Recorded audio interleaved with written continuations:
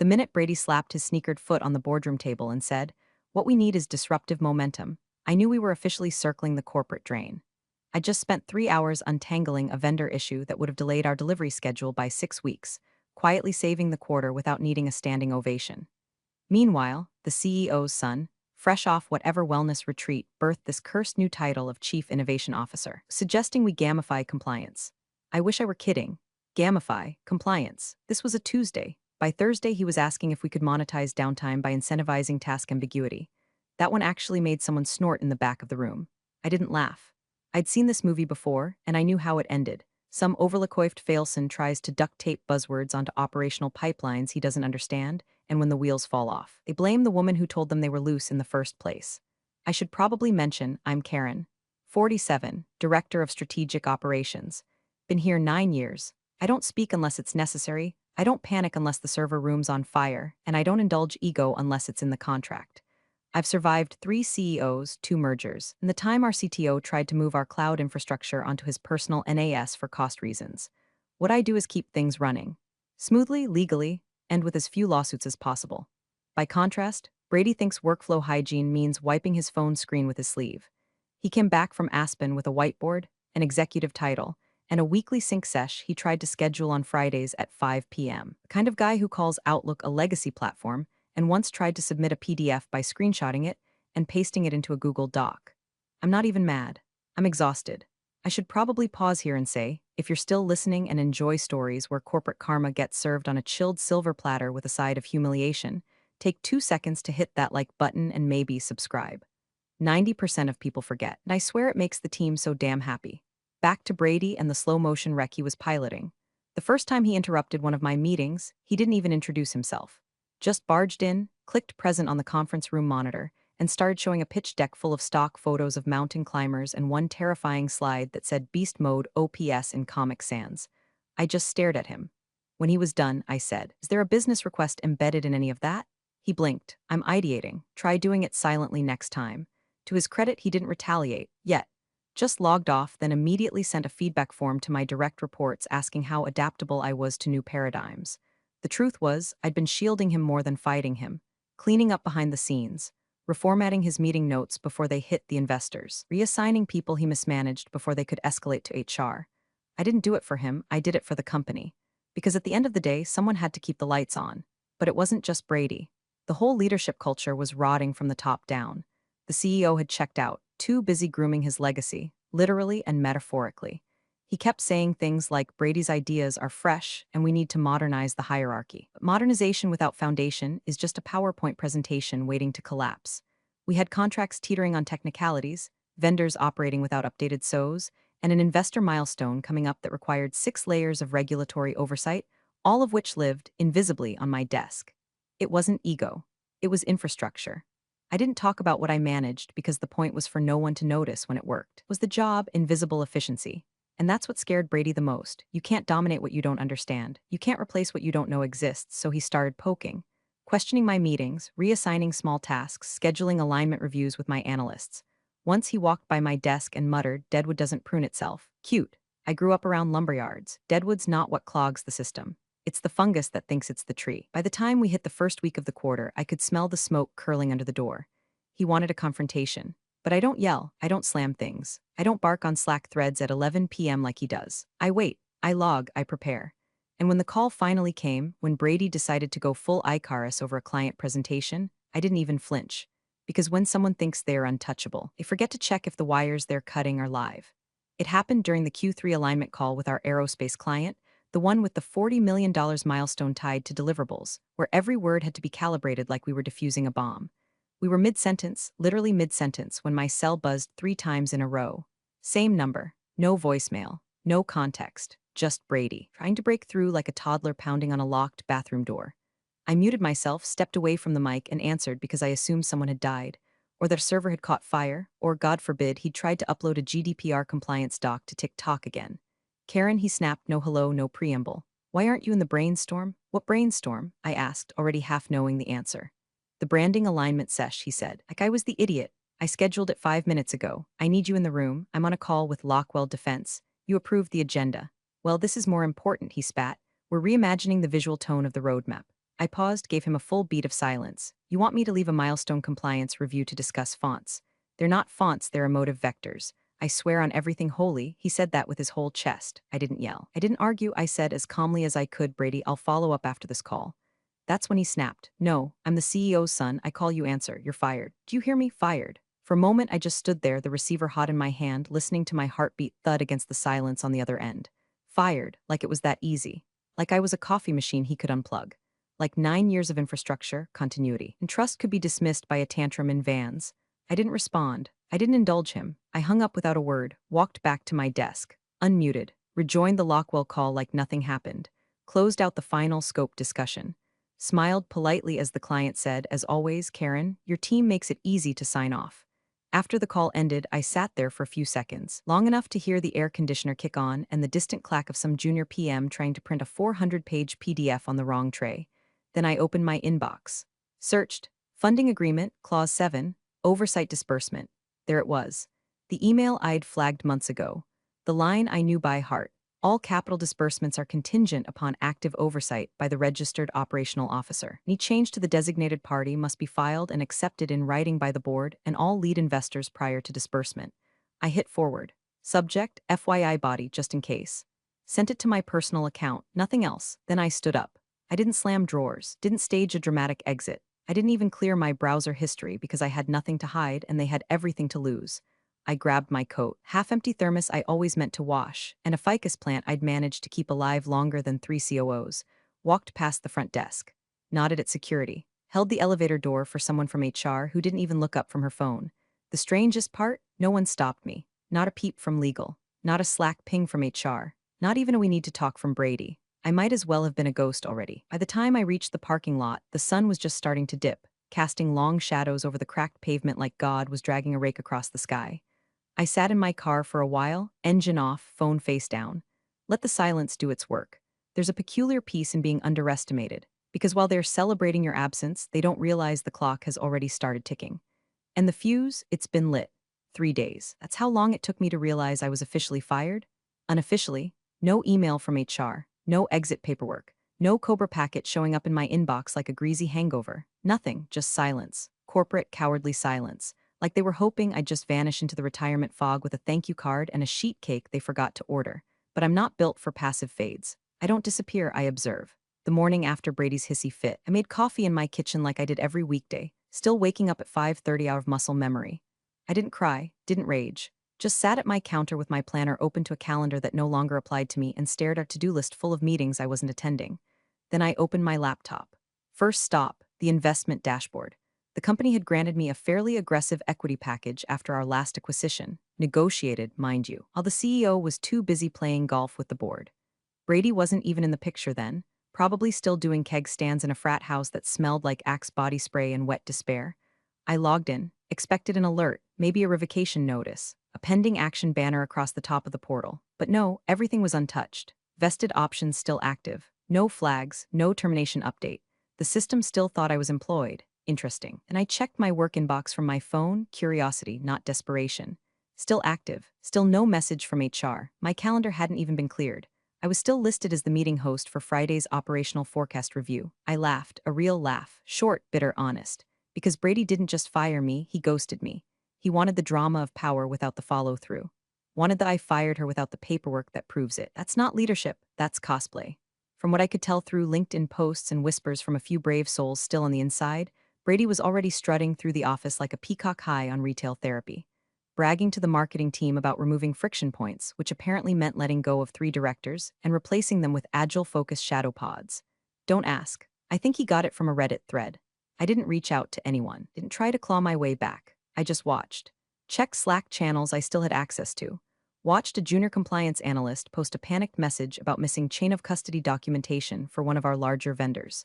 Watched Brady respond with a gif of someone pouring gasoline on a computer. Cute. Meanwhile, vendor invoices were getting kicked back because the new guy, one of Brady's friends from undergrad, I think, didn't know how to approve SOs above a certain threshold. Finance was bottlenecked. Procurement started emailing just checking in more often than usual, which anyone in ops knows is code for we're about to blow a gasket. And then came the kicker, an investor email asking for clarification on milestone documentation. Apparently, no one had realized I was the only one cleared to verify certain compliance thresholds. It had to be me, not because I was special, but because my name was literally baked into the agreements. Not Director of Ops, not whoever's in charge, my name, Karen Monroe. I watched Brady give a LinkedIn Live about flattening verticals and leveraging digital maturity, and I swear to God, he said, we're stronger than ever while standing in front of a whiteboard that had Karen equals legacy bottleneck scribbled in red expo marker behind him. Strong enough to forget the single person who holds the key to your funding compliance? Ballsy. People started texting. Quiet ones mostly. The compliance lead. Hey, do you remember where the Q4 documentation log lives? The CFO's assistant. Do you know if we ever refiled the oversight designation clause after the merger? One particularly brave soul from IR sent a meme of a dumpster fire floating down a flooded street with the caption, "Today's vibes." I didn't answer most of them, just archived them. Let them stack up like dominoes on a slick floor, because that's the thing about power, they always assume it's in the room. They never imagine it might have walked out without slamming the door. And I hadn't slammed anything. I just left, quiet, calm, fully aware that they'd pulled the pin but kept holding the grenade. They thought they fired me. I was just getting started. It started with the weekly ops summary going out to the wrong distribution list. Not a huge deal on paper, except it included Q2 projections that hadn't been board approved yet, client names under NDA, and one unfortunate typo that listed our total backlog as $18 instead of $18 million. Brady thought it was funny, said it gave us scrappy charm. Legal didn't agree. Neither did the IR team, who fielded 3 frantic calls from our European investors asking if the company had suffered a catastrophic collapse overnight. By the following Monday, the cracks were forming visible fault lines. Deliverables were late. Internal escalation tickets started piling up. Our client portal, which I'd meticulously integrated with a self-healing error handler, was now spitting out access denials for top-tier customers because Brady's optimization team had tried to streamline the user flow by rewriting the permissions script with ChatGPT prompts. I could have fixed it in 20 minutes, maybe 15 with coffee. Instead, I sat on my porch in a hoodie sipping lukewarm tea and watching a squirrel bury what looked suspiciously like a McNugget in my flower bed. It was oddly therapeutic. Messy. Chaotic. Natural. My phone buzzed, unknown number. I let it go to voicemail. A few minutes later, a text came through from a number I did recognize. Elise, one of the junior analysts I'd mentored back when she still thought KPIs were a type of protein bar. They're pretending you retired. I stared at it. No emojis, no context, just that. Apparently, in an all-hands meeting, Brady had announced I'd transitioned out gracefully after a long career, and that new leadership was taking operations in a bold new direction. No mention of being fired. No paperwork. No clarification. Just a soft erasure. Like I was some dusty trophy being moved to the attic. But they forgot the part where I built the damn shelf they were standing on. That same day, I got another call. This one from an IR manager I'd worked closely with Naveen. Not someone prone to panic. Smart. Calm, the type of guy who color codes his emails and reads contracts for fun. He left a voicemail. Just 6 words. Did you sign the verification packet? I hadn't, because no one had sent one. Because no one knew they needed it except me. Here's the deal. Every quarter, for our primary investor to release the next tranche of funding, we had to submit a milestone verification packet. It wasn't just a checklist. It was a formal document confirming all deliverables, contracts, and compliance thresholds were met. It had to be compiled by someone with verified oversight authority, someone whose name matched what was filed with the funding agreement. Guess who that someone was? Not Brady, not the CFO, not even the CEO. Just me, Karen Monroe. One very boring line buried on page 47 of a very boring PDF that everyone stopped reading after the 3rd round of edits 2 years ago. Brady, of course, had no idea, but someone upstairs had figured it out.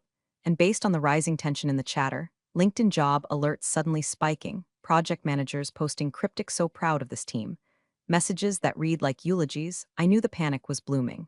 The funny thing is, I wasn't mad anymore. I wasn't even hurt. I was vindicated, quietly, completely, because they didn't just replace me, they forgot what I did. They let the one person holding the entire compliance bridge together walk off into the sunset without even grabbing the map.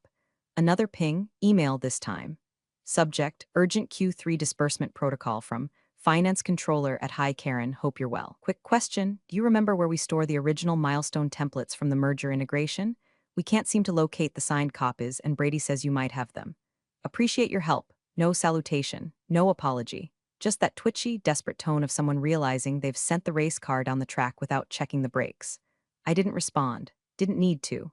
I'd already forwarded the email to my personal archive. I'd backed up the funding agreement, the original templates, and every internal memo where I'd reminded leadership that I needed formal authority renewal post-merger. They had no idea how deep the thread ran. And now they were about to learn what happens when you pull it. The email from legal came in at 10:12 a.m. Subject line sanitized to the point of comedy. Subject: friendly documentation request, time-sensitive smiling face with smiling eyes. The body was pure corporate theater, overpolished and desperate beneath the surface. It started with "Hi Karen, hope all is well," then stumbled awkwardly into the real ask. Could I, at my earliest convenience, affirm procedural oversight for the prior quarter in alignment with historical documentation protocols, a bloated, beige way of asking me to sign a compliance memo they'd clearly drafted 5 minutes ago. Backdated, of course. They didn't say it outright, but the attached PDF was dated 3 weeks earlier, with a signature line that had already been prefilled with my name and no signature. I stared at it for a full minute, closed it, reopened it, then marked the whole thread unread and dragged it to a folder I labeled "Nice Try." No reply. No negotiation. I wasn't going to jail because a man-child wanted to impress his dad with a slide deck and a stolen acronym. By lunch, 2 more messages followed, one from the CFO, polite and vague, and another from Brady's EA, who clearly had no idea what she was being asked to chase down. Hey Karen, just circling back on that quick doc sign-off, Brady's hoping to present Thursday. Quick doc sign-off. That quick doc represented federal-level compliance attestation tied to our investor funding. It wasn't a grocery list. It was the last lock on a vault door, and it had my name on it, literally and legally, and no one else could turn the key. That afternoon, the lead investor's office placed a call to the CEO directly. Not the CFO, the CEO. According to someone still brave enough to text me, the tone was cordial but clipped. The ask was simple. When would the formal milestone verification be submitted for Q3 so that the $40 million disbursement could be processed? The CEO, probably sipping his third turmeric smoothie and pretending to understand Brady's whiteboard diagrams, deferred to his son. Brady, in his infinite confidence, told them everything was under control. He even said, out loud, that operations are running better than ever. I wish I could have seen their faces. By 5:03 p.m., the investor's lawyer requested a clause review. That was the moment the music stopped. Clause 7.3 of the funding agreement. It was never meant to be dramatic, just a bit of governance boilerplate that no one read after the third revision. But I read it, I memorized it.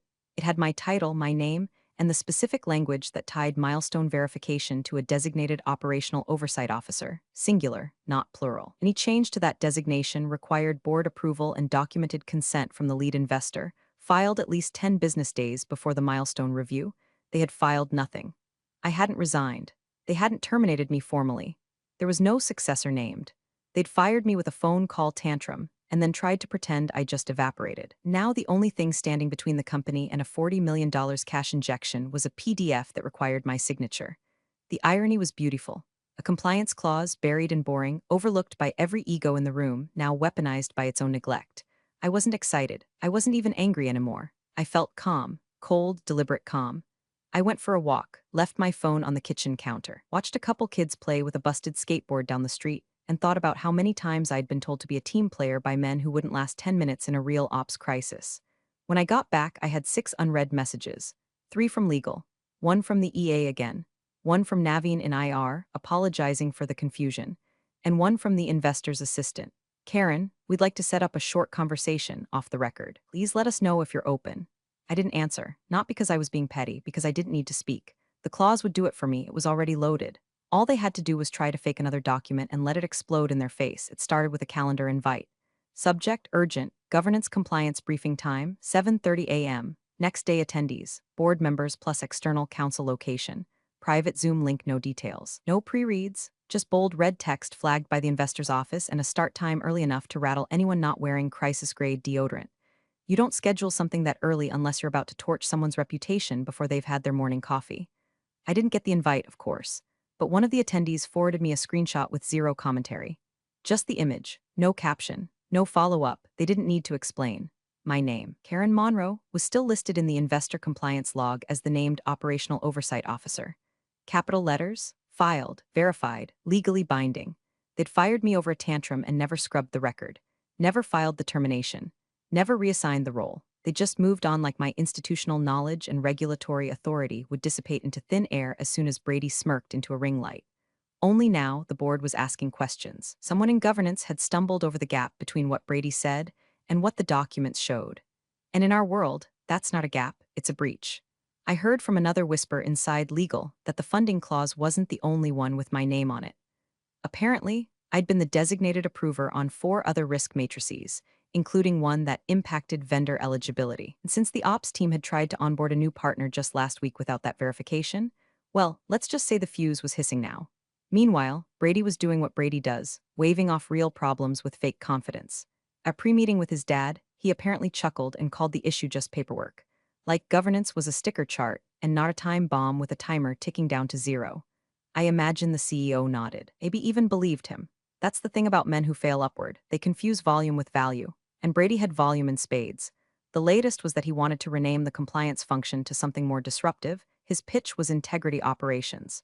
Because apparently, when you don't understand a system, your first instinct is to give it a new name and hope no one notices the foundation cracking underneath. That night, I got a LinkedIn message. Not from a recruiter, not from a friend. From the general counsel of our lead investor. Hi Karen, hope you're well. Would you be open to a brief off-the-record conversation this week? Just a few clarifications. No pressure, of course, no pressure. It was so polite, it was menacing. I didn't reply immediately. Let it sit there. Watched the little scene status blink on and off for 10 minutes like they were holding their breath. The truth was, I wasn't angry anymore. Wasn't even smug. I was ready. This wasn't going to end in a screaming match or a social media scandal. There would be no rage posting, no burner Twitter accounts, no backroom gossip campaigns. Just the sound of legal documents being read aloud in rooms where smirking sons couldn't charm their way out of accountability. The storm wasn't coming. It had already arrived, but like most real storms, it wasn't loud at first. It was paperwork. It was timestamps. It was the email I'd forwarded to myself, the one with the clause that now held the company hostage. It was a lawyer in a quiet office, flipping through a binder, pausing on a single page, and saying, "This name hasn't changed." Why? It was the exact kind of reckoning that men like Brady never see coming, because they think control is about titles and calendar invites and the number of people you can interrupt in a meeting. But real control, real leverage, lives in the footnotes, in the clauses, in the spaces between the ego and the ink, and I had all of it. The emergency board meeting began with the usual performative calm, coffee and branded mugs, leather chairs adjusted just so, everyone pretending it wasn't a four-alarm fire dressed in business casual. The CEO logged in from his home office, still wearing his spin-class hoodie, visibly annoyed that someone had dared to interrupt his morning routine with consequences. Brady, naturally, was already there, smiling, nodding, acting like he was about to pitch a Series B round instead of defend a disaster of his own making. He wore one of those shirts that looked expensive but fit like it was made for someone else, slightly too tight in the chest, like he was trying to squeeze competence out of cotton. The investor's lawyer, a man who looked like he aged 3 years for every page of fine print he'd ever read, was the last to speak. He didn't introduce himself, didn't thank anyone for their time, just opened a black leather folder, cleared his throat, and began reading. Per Section 7.3 of the Disbursement Agreement, all capital releases shall be contingent on active oversight by the Registered Operational Oversight Officer. Any change to said designation must be filed in writing with the board and acknowledged by the lead investor no fewer than 10 business days prior to the next scheduled milestone. He looked up, not at Brady, not at the CEO, at the entire board. To date, no such filing has occurred. No successor has been named. No formal notice of termination was submitted for the officer on file, Karen Monroe. Silence hit the room so hard it felt like the air had been vacuumed out. Brady, of course, didn't stay quiet. "Okay, but like it's just a naming thing, right?" he said, grinning like a guy who thinks the joke hasn't landed yet. "She's not even here anymore. We've already streamlined operations." The investor didn't even blink. He just raised one hand, palm out. "It's not just about her," he said, voice cold and even. "It's about due process. You broke it." He didn't raise his voice. He didn't need to. The weight of that sentence cracked something invisible in the room. One board member coughed. Another took off her glasses and started polishing them like she needed something, anything, to do with her hands. Brady opened his mouth again. The CEO shot him a look that could have melted granite. That's when Brady seemed to realize, for the first time, that his last name wasn't going to save him from a paper trail he hadn't even read. Lawyer continued, flipping the page with slow deliberation. "We will not authorize further disbursements until the matter is resolved to our legal satisfaction. That includes updated filings, verified transitions of authority, and potentially retroactive compliance documentation." He closed the folder with a soft thud that somehow echoed louder than any shouting match. "There is no immediate fix," he said simply. A spreadsheet on the projector flickered. Rows of vendor payments, R&D forecasts, and recruitment projections all grayed out. Every number on the page suddenly theoretical. Vapor. Until the paperwork was right. Someone whispered, "My God," under their breath. The CEO looked pale, not angry, scared. He glanced at Brady, who for once had nothing to say. Just sat there, blinking like he was trying to reboot, because it wasn't just the money. It was what the freeze implied: projects stalled, vendors unpaid, deadlines missed. A cascading failure that wouldn't hit like a wrecking ball, but like an avalanche. Slow, relentless, and impossible to outrun once it started. They could have had everything handled. The filings, the succession, the continuity. But all of it had been built on the unspoken assumption that I, Karen, was just a background function, that I'd keep going even after being thrown aside. But I didn't storm out. I didn't yell. I didn't go on LinkedIn to write some half-baked manifesto about toxic leadership. I forwarded one email, and I waited. Now they were learning, silence costs millions. By Wednesday morning, the first domino fell. A vendor out of Colorado paused their shipment of precision components, citing contractual irregularities pending compliance clarification. That's a nice way of saying we don't trust you to pay us on time. Others followed. A logistics firm in Arizona stopped field service support. A government contractor in Virginia froze access to a testing environment until documentation was updated with a verified oversight officer's signature. That signature, of course, still bore my name. Inside the company, it wasn't panic yet, but it was damn close. The CEO's inbox reportedly ballooned to over 800 unread messages in under 48 hours.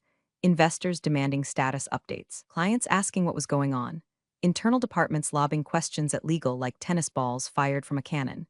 HR, I'm told, didn't even show up to the Friday sync. The irony? That was one of the only meetings Brady ever attended in full. Well, used to. By Thursday afternoon, Brady's name quietly disappeared from the org chart. Not removed, just rebranded. Chief Innovation Officer became Strategic Advisory Partner, and then by Friday evening, vanished altogether. No announcement, no LinkedIn post, no carefully worded farewell email. He was still showing up to the building, apparently, but no one knew what he was doing. Rumor had it they revoked his badge access to the second-floor server room after he tried to clean up a permissions directory with a plugin he downloaded from Reddit. The IT guy told me that over Signal, swore he'd never seen a man lose admin rights and still wear a Bluetooth headset like he was closing deals. But the real punch came from the investor. They emailed me directly. No lawyer, no assistant. Subject, let's talk, body Karen. We recognize your unique understanding of our operational framework and the systems you helped build. If you're open to it, we'd love to discuss a consulting engagement. Terms flexible, discretion assured. Warmly, it was short. Surgical, no flattery, no fluff. Just the kind of message that hits like a scalpel, precise and irreversible. The offer wasn't just about fixing their mess. It was about admitting that no one else could. I didn't answer right away, not because I was unsure, but because it was more satisfying to let them wait. Meanwhile, the board had convened an internal governance review, not just to assess the damage, but to investigate how the CEO's son had been allowed to fire an essential executive without board ratification or HR documentation. Nepotism policies were suddenly trending in the executive Slack, which I still had read-only access to through a forgotten permissions group. The new compliance lead, poor kid, had messaged the wrong thread asking, did anyone actually file the 7.3 update? No one had. Friday evening, I sat in a small cafe 2 blocks from their headquarters. They couldn't see me, but I could see them. It was surreal watching them scramble inside that glass box like ants who just discovered someone moved the sugar. The barista brought my tea. Jasmine, no sugar, no need. The sweetness was ambient now. My phone buzzed, a Venmo notification. From Margot D. Note, you were right. Amount, $7.47 emoji. Teacup without handle, I laughed. Full belly laugh, the kind that comes from deep in the ribs. Margot was one of the old-timers, a payroll wizard with a foul mouth and a brain like a calculator from hell.